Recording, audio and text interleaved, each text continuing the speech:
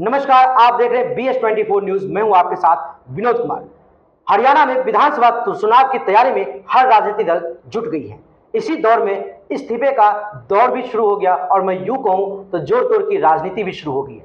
हर party कार्यकर्ता सम्मेलन भी करना शुरू कर चुके हैं। इसी क्रम में आज हमारे साथ मौजूद है गुरुग्राम से आम आदमी पार्टी के युवा जिला अध्यक्ष नितिन बत्रा जी। नितिन जी, आपका बहुत बहुत स्वागत है BS24 न्यूज में।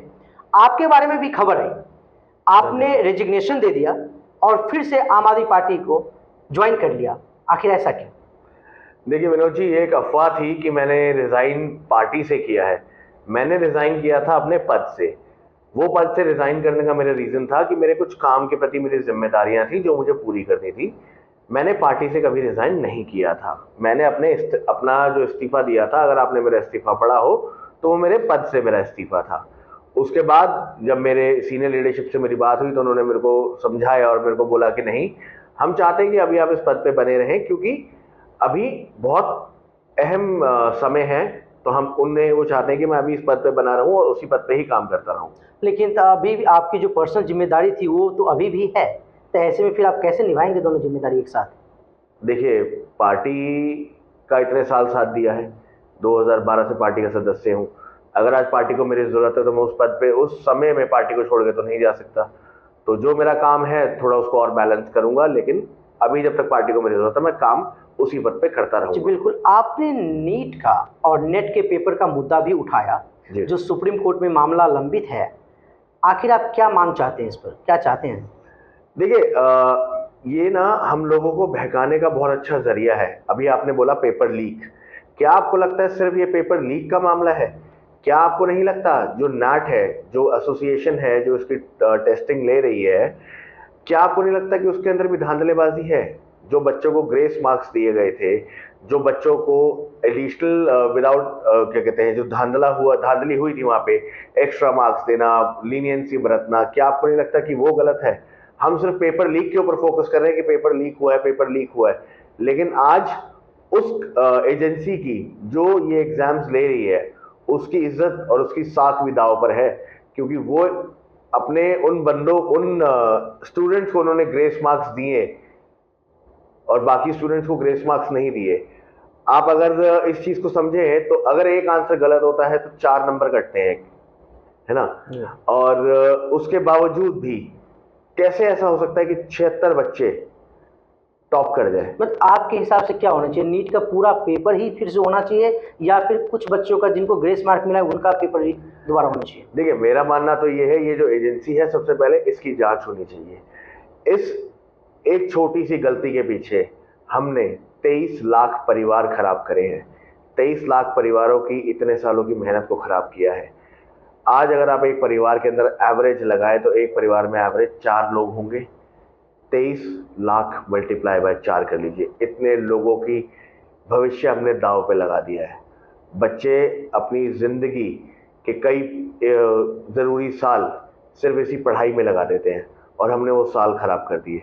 मुझे लगता है इस एजेंसी के ऊपर सबसे पहले जांच होनी चाहिए। इस एजेंसी को जो भी इसके खिलाफ सख्त कार्रवाई होनी चाहिए और जो भी इसमें शामिल है उनके खिलाफ भी सख्त कार्रवाई। बिल्कुल, आपने एजेंसी पर कार्रवाई की मांग की, साथ ही इससे मुझे याद आ रहा है कि कल ही आपने गुरुग्राम में MCG कमिश्नर को ज्ञापन सौंपा है जी। क्या मामला है वो? देखिए, पिछले काफी समय से हम लोग इस मुद्दे को उठा रहे थे कि जितने भी ये साइन बोर्ड होते हैं, जो आपको रास्ता बताने के लिए साइन बोर्ड लगाए गए हैं, उन साइन बोर्ड्स के ऊपर ये जो कथाकथित नेता होते हैं ये अपने होर्डिंग्स लगा देते हैं, जिसकी वजह से लोग परेशान होते हैं। ये साइन बोर्ड बनाया गया था लोगों को रास्ता बताने के लिए। ये किसी की जागीर तो नहीं है। क्या नगर निगम को नहीं नजर आ रहा कि उसके राजस्व का भी नुकसान हो रहा है? आपने अगर उन साइन बोर्ड पे लगाना है तो जो डेडिकेटेड प्लेसेस बने होते हैं आपकी एड चलाने के लिए, वो आपने क्यों बनाए हैं अगर आपको वो देने ही नहीं थे किराए पे? अगर ये जो बाहुबली नेता अपने आप को नेता समझते हैं और बाहुबला अपना दिखाते हैं और उन साइन बोर्ड्स पे अपना पोस्टर लगाते हैं, कहाँ तक ये जायज है? मैंने कल नगर निगम कमिश्नर को इसके लिए ज्ञापन दिया था, वो थे नहीं तो हमने एडिशनल कमिश्नर को दिया था और उसके अंदर मैंने साफ साफ लिखा है कि इनके पास 7 दिन का समय है। अगर ये जो पोस्टर्स लगे हैं ये नहीं हटते तो मैं और मेरी टीम खुद मिलके इन पोस्टर्स को हटाएंगे, क्योंकि मेरा काम था आपको पहले चेताना। बहुत समय से चेता रहे हैं लेकिन आपके कान पे जू नहीं रेंग रही। अब समय आ गया है कि हमें खुद मिलके अपने शहर की सफाई, खुद उतर के जमीन पर अपने शहर की सफाई करनी पड़ेगी। आपने शहर की सफाई की बात की, आप पोस्टर हटाने की बात की कि अगर नहीं हटाएंगे कमिश्नर तो आप और आपकी टीम हटाएगी जी। तो शहर में कूड़े की भी समस्या है, तो क्या आप और आपकी टीम कूड़े की सफाई करेंगे? बिल्कुल करेंगे, हमारा शहर है, हम करेंगे। और एक चीज समझनी पड़ेगी हमें, बहुत हो गया हमारा प्यार की राजनीति, बहुत हो गए हमारा सम्मान और ये ज्ञापन और ये सब। अब अगर कार्यवाही नहीं होती है तो हमें सबको इकट्ठा होना पड़ेगा। मैं तो शहर के लोगों से भी आह्वान करूंगा, इकट्ठे होइए, ये सारा का सारा कूड़ा उठा के नगर निगम कमिश्नर के ऑफिस के आगे फेंक के आइए और उनको बोलिए कि अब आप सफाई करा के दिखाइए। तो क्या अगर आपको जब तक सफाई नहीं होती है आपको टैक्सेस भरने की जरूरत नहीं है, आप मना कर दीजिए कि हम टैक्सेस नहीं भरेंगे। हमें बहिष्कार करना पड़ेगा नगर निगम का, अगर नगर निगम हमारी सुध नहीं लेता। आज सीवर ओवरफ्लो है, कचरा यहाँ फैला हुआ है, कचरे की एक जगह बनी हुई थी बंदवाड़ी, अब यहाँ पे गुड़गांव के अंदर ऐसे 5 से 7 प्लांट बनने जा रहे हैं, बंदवाड़ी जैसे बड़े बड़े पहाड़। क्या आपको नहीं लगता पूरे गुड़गांव, वो गुड़गांव जो सबसे ज्यादा राजस्व देता है, उस गुड़गांव में ये लोग कैंसर के पेशेंट तैयार कर रहे हैं? जहां मेडिकल कॉलेज बनाया जा रहा था उससे चंद मीटर दूर, कहूं तो 400-500 मीटर दूर, वहां पे कूड़े का पहाड़ बनाया जा रहा है, जहां राकेश दौलताबाद जी ने एक इंटरनेशनल स्विमिंग पूल के लिए जगह पास कराई थी। क्या आपको नहीं लगता अगर वहां पे कूड़े का पहाड़ बनेगा तो सिर्फ बादशाहपुर नहीं, गुड़गांव भी इफेक्ट होगा। 8 किलोमीटर का रेडियस होता है कैंसरस एयर के लिए, वो पूरा एरिया गुड़गांव को भी इफेक्ट करेगा। आप तमाम तरह के मुद्दा उठा रहे हैं जी, और हरियाणा में विधानसभा के इलेक्शन भी है, ये चुनावी मुद्दे भी हो सकते हैं और सभी पार्टियां अपनी अपनी तैयारी में जुट गई है, आम आदमी पार्टी भी जुटी हुई है। आपकी तैयारी कैसे चल रही है और आम आदमी पार्टी किस तरह जनता के बीच में जा रही है? देखिए, हमारी जो पार्टी है, हमारी पार्टी सिर्फ काम की राजनीति करती है और काम के मुद्दों को ही लेकर लोगों के बीच में जा रही है। आज अगर हमें लग रहा है कि हमारा गुरुग्राम का जो काम है हमें वो करना है तो हम उसी काम के ऊपर फोकस करेंगे। अगर आज हम बात करें ये कथाकथित भाजपा नेताओं की जो 4 साल 8 महीने गायब रहे, वो आखिरी के 3 महीने में आके बोलते हैं हम आपको गंगा स्नान भी करा देंगे, हम आपको खाटू भी ले जाएंगे, हम आपके लिए कीर्तन भी कराएंगे, आप हमें काम बताइए हम आपका काम भी कराएंगे। तो 4 साल 8 महीने आप लोग कहाँ थे? आज आप एक दूसरे पे कीचड़ उछाल रहे हैं कि इस वाले विधायक ने काम सही नहीं किया, इस पार्षद की वजह से काम सही नहीं हुआ, इस इंसान की वजह से काम सही नहीं हुआ। क्यों नहीं आपने पहले उनका बहिष्कार किया? क्यों नहीं आपने अपनी जनता के साथ खड़े होकर आवाज उठाई कि ये समस्या मेरे एरिया की है? अगर आपको चुनाव लड़ना था, रातों रात तो मन नहीं बन जाता चुनाव लड़ने का। आपने चुनाव की बात की, मैं आपको टोक रहा हूँ बीच में। आम आदमी पार्टी इंडी अलायंस की हिस्सा रही है जी। गुरुग्राम में आपने भी राज बब्बर जी के लिए जो कांग्रेस के उम्मीदवार रहे हैं प्रचार किया जी। तो अब कितना मुश्किल है कांग्रेस के खिलाफ प्रचार करना? देखिए, इंडिया अलायंस जो हमारा अलायंस था जिसके अंदर हमने एक गठबंधन के धर्म निभाते हुए प्रचार किया, ठीक है। यहाँ पे अगर कांग्रेस इस टाइम पे सरकार में होती तो हम बोलते कि कांग्रेस ने गलत किया, कांग्रेस ने 10 साल से काम नहीं किया। यहाँ तो भाजपा की सरकार सत्ता के अंदर है। अगर सरकार में काम हुआ है, अगर भूपेंद्र से पिछले 10 सालों की मैं बात करूं तो यहाँ पे भाजपा की सरकार रही है। हम अभी भाजपा की सरकार की बताएंगे ना कि क्या प्रॉब्लम है। अगर भूपेंद्र सिंह हुड्डा की सरकार काम नहीं करेगी तो हम उनके खिलाफ भी खड़े होंगे। और मैं तो आपके चैनल के माध्यम से भी बोलना चाहता हूं कि आप एक चीज समझिए, यहाँ पे गुड़गांव में विपक्ष की अहम विपक्ष की भूमिका अगर कोई निभा रहा है तो वो आम आदमी पार्टी है, यहाँ पे कांग्रेस नहीं है। अगर आप कभी इस बात को नोटिस करें तो जितने भी मेन मुद्दे होते हैं, जितने भी बड़े मुद्दे होते हैं गुड़गांव के अंदर, उनको जागृत आम आदमी पार्टी ही करती है।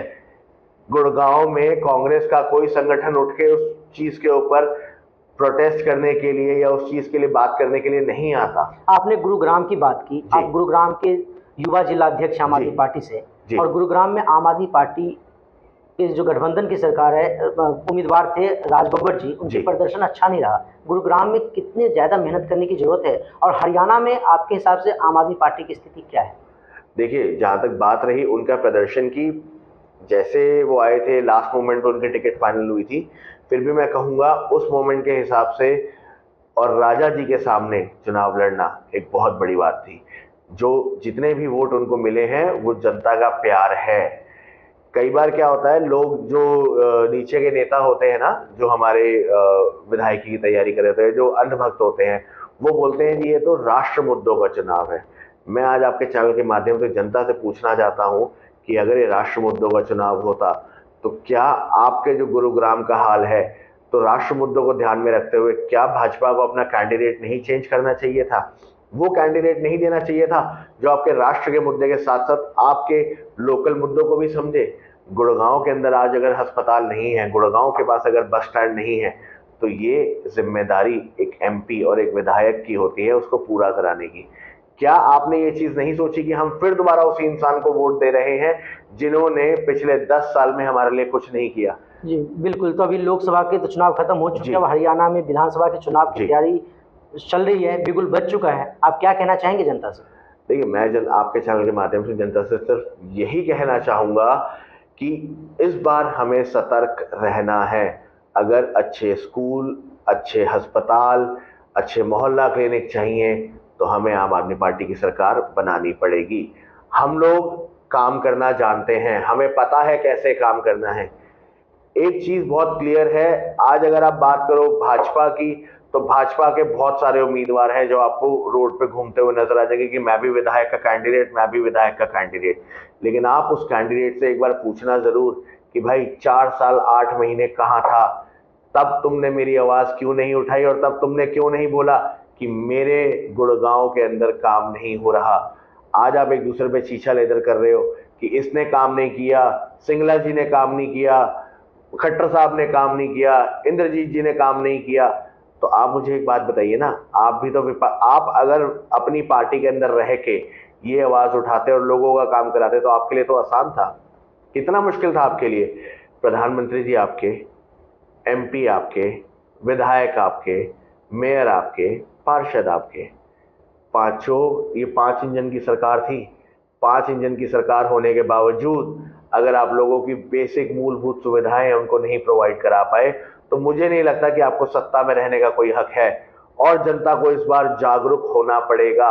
हर बार आप अपनी अंधभक्ति के अंदर किसी के बहकावे में आके चुनाव का वोट देने चले जाते हैं। लेकिन इस बार गुजारिश करूंगा, जब वोट देने जाएं तो अपने बच्चों की शक्ल लेके जाएं कि हम उनके भविष्य के लिए वोट देंगे। क्योंकि इस बात को हमें समझना पड़ेगा, कब तक हम बहकावे में आएंगे। जो सरकार हमें सुविधा नहीं दे सकती, हमें ऐसी सरकार की जरूरत नहीं है। जी बिल्कुल। तो ये थे हमारे साथ नितिन बत्रा जी, और आपने सुना कि ये कह रहे कि 5 इंजन की सरकार में भी अगर गुरुग्राम का या हरियाणा का विकास नहीं हो पा रहा है तो सरकार को बदलने की ज़रूरत है, और सरकार की खामियों को लेकर जनता के बीच में जाएंगे और ये जनता से गुहार करेंगे कि आम आदमी पार्टी के पक्ष में वोट करें। फिलहाल अब तक के लिए इतना ही। तमाम तरह की खबरों के लिए बने रहे BS24 न्यूज़ के साथ। धन्यवाद। एंड आपका भी बहुत बहुत धन्यवाद नितिन जी।